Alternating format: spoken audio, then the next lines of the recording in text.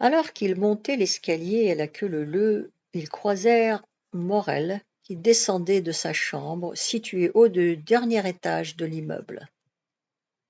Morel s'exclama jovial. Alors Dumont, toujours aussi facho? Ledit Dumont continua son ascension sans dire un mot, la tête fièrement portée droit comme un i. Seule une petite crispation de la mâchoire trahissait son irritation. Morel était maintenant à la hauteur de Mehdi. Tiens, bonjour Fatima. Bonne nuit, monsieur, murmura machinalement Mehdi. Ce fut la dernière nuit de Morel.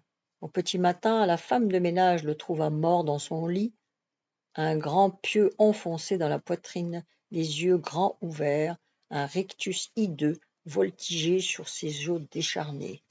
Le seul indice d'en disposer les enquêteurs était un bout de papier pelure roulé en boule qui bouchait la gorge du supplicié comme une poire d'angoisse. Déroulé, on pouvait y déchiffrer ces mots mystérieux tracés en lettres de sang.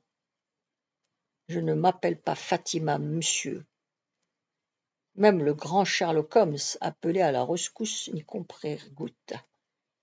Il s'en retourna bredouille dans son Londres brumeux, flanqué du fidèle Watson. Jamais on ne découvrit l'assassin, qui se demandait pour l'heure comment mettre son pyjama rose sans déclencher l'hilarité générale. Il alla se brosser les dents, puis revint se glisser dans son lit tout habillé, prit le pyjama et le fourra sous les draps, enleva son pantalon au prix de 1000 contorsions, passant enfin l'horrible vêtement rose. Il posa sa tête sur l'oreiller, ferma les yeux et commença à réciter à voix basse les noms qui figuraient sur le monument aux morts. Ahmed, Baltenberger, Bard, Basset, Beau, et s'endormit rapidement. Le lendemain matin, un rayon de soleil vint lui caresser les paupières. Il émergea lentement du néant. Où était-il? Il vit d'abord de grandes fenêtres ouvertes, d'où entraient des flots de lumière qui menaçaient de tout noyer, puis des rideaux blancs qui se balançaient au gré des courants d'air comme autant de linceuls volants.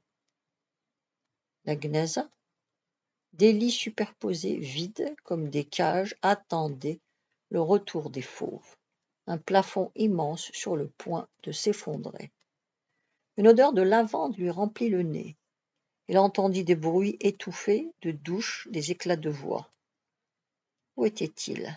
Renonçant à comprendre, il se tourna sur le flanc, décidé à se rendormir, à retourner au néant, lorsque son regard rencontra l'œil bleu d'un homme accroupi à son chevet et qui l'examinait avec attention.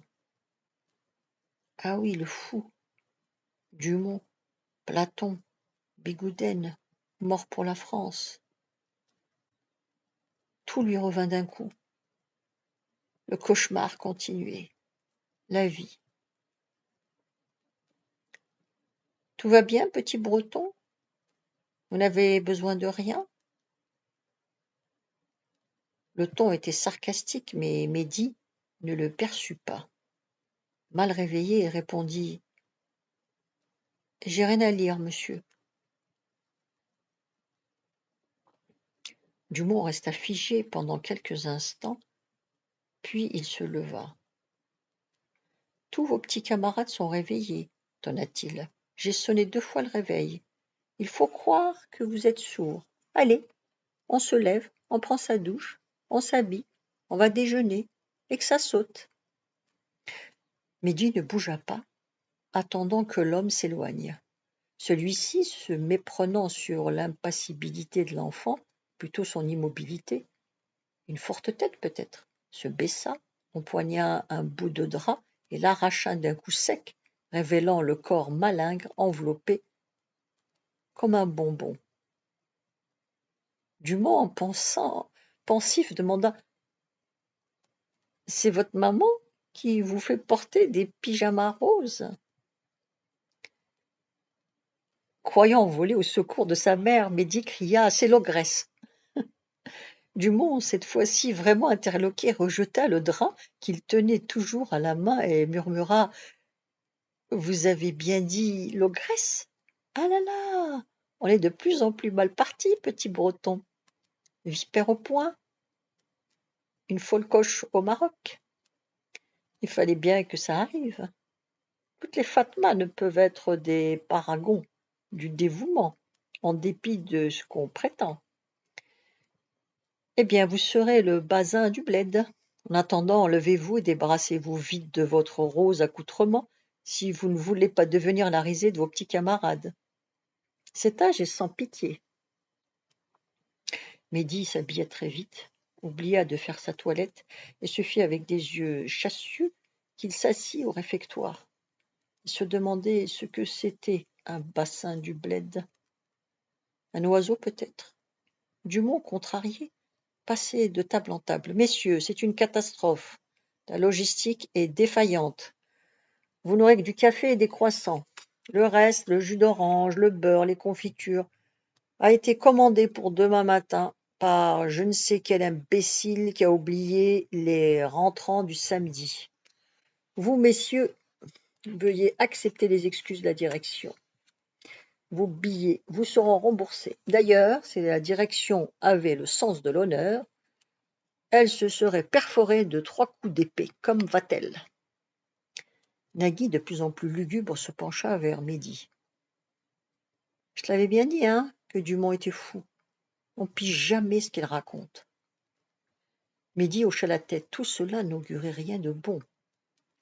Il sortit du réfectoire en se demandant s'il allait d'abord lire l'affiche du CAF, l'extincteur ou le monument aux morts. Il n'eut pas le temps de faire un choix. Dumont fondit sur lui. Miracle, il souriait, ou faisait semblant.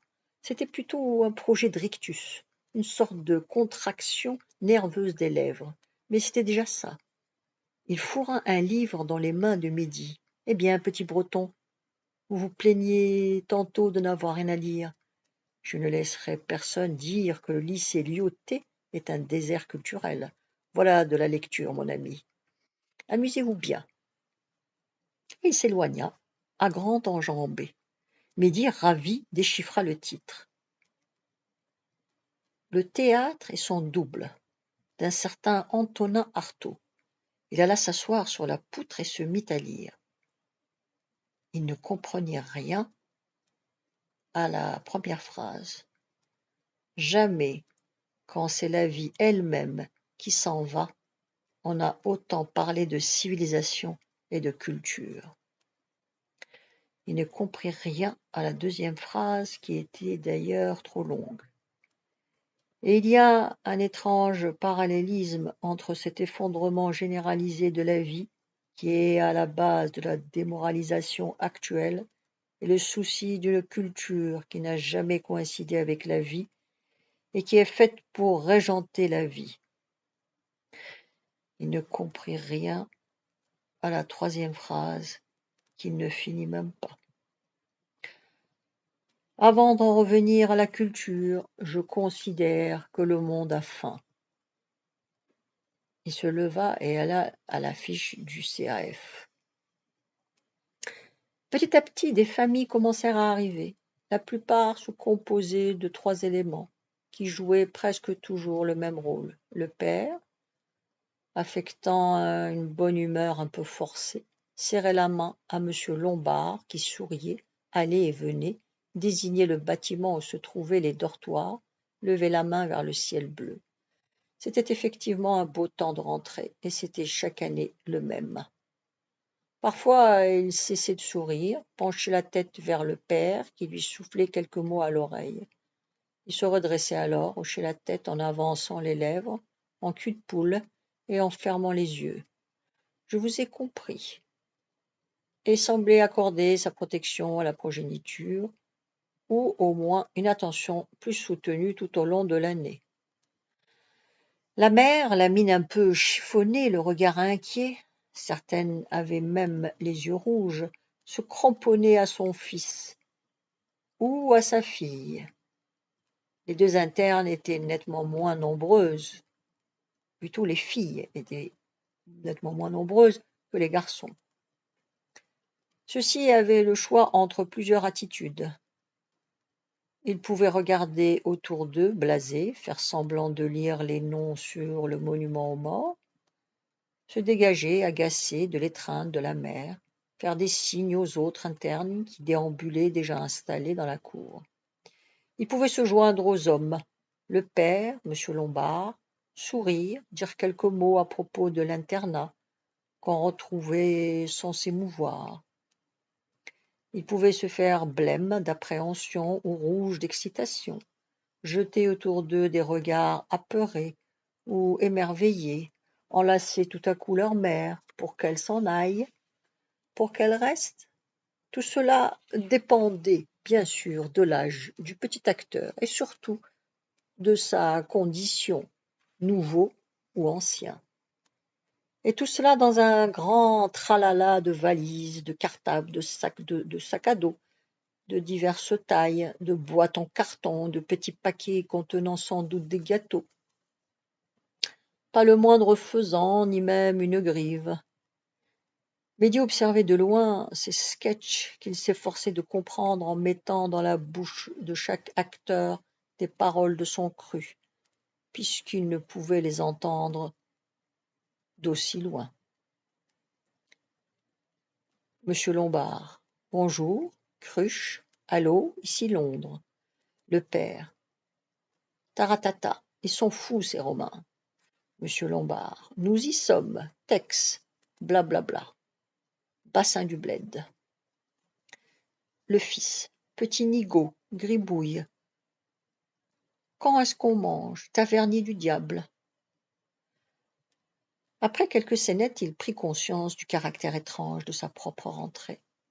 Même avec ses dialogues décousus qui se passaient là-bas avaient l'air plutôt normal comparé avec son arrivée de marchand de volailles sans feu ni lieu. Et en éprouvant un vif sentiment de honte, il commanda à Dieu d'anéantir le monde. Là, à l'instant, une grande boule de feu, une lueur intense et tout disparaît pour toujours. Pour toute réponse, Dieu fit fianter une mouette, volant haut dans l'azur, et le jet blanc poisseux passa à quelques centimètres de Mehdi, qui le vit s'écraser sur le sol en une flaque minuscule. Raté, pensa-t-il. Mehdi 1, Dieu 0. Vers la fin de l'après-midi, il remonta au dortoir, curieux de voir ses nouveaux condisciples. Il alla s'installer au fond du dortoir, sur son lit, et tendit le cou pour voir ce qui se passait. Un garçon entra bientôt, un petit étui à la main, suivi d'une sorte de factotum qui portait une valise dans chaque main, ainsi que quelques housses sur l'épaule. Mehdi, toujours acanardé dans son coin, écarquilla les yeux. Les cheveux du nouvel arrivant étaient blancs. Il ne devait pourtant pas avoir plus de 12 ans. Le garçon hésita un instant, se retourna, puis sautilla quelques instants pour voir s'il y avait des bagages sur les lits supérieurs. Il constata que tous étaient occupés, sauf celui qui surplombait le lit de Mehdi. Il y jeta son petit étui, qui avait une forme oblongue, et fit un sourire en forme de grimace à celui qui allait devenir son voisin du bas. Il se baissa un peu pour mieux le regarder. « Je parie que t'es un nouveau. T'es un nouveau, hein? Tu entres en 6e? Eh bien, bonjour. Je suis Sidi Mohamed Khalid Mchiche El Alami. Je suis un ancien. J'entre en 5e. » Il n'avait pas dit « je m'appelle Sidi », mais « je suis Sidi ». Étrange. Et toi? Mehdi fit un effort pour parler malgré la boule dans son estomac. Je suis Mehdi Khatib. Tu viens d'où? De Beni Mellel. La suite demain. Vous pouvez vous abonner.